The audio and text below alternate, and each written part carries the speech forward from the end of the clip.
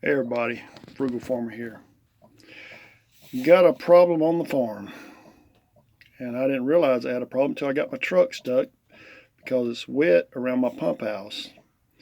I was carrying stuff out to the burn pile. I'm cleaning out my shop with everything going on in the world. I'm social distancing like everybody else, hopefully, and I was driving back through another way just to check on my well, and not thinking that this blue pump may be bad, and it's got a hole in it, sure enough. So I've got to take and replace this thing.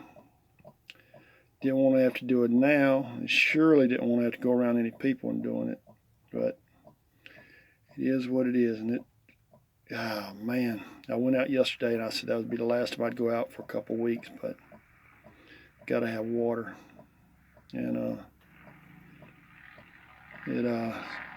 I'm gonna get some uh, pipe cement while I'm out. And get a little piece of pipe and a couple of elbows and stuff.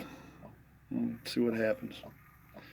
Thanks for stopping by. Come back again when you will. Share, comment, like, hit that subscribe button. God bless.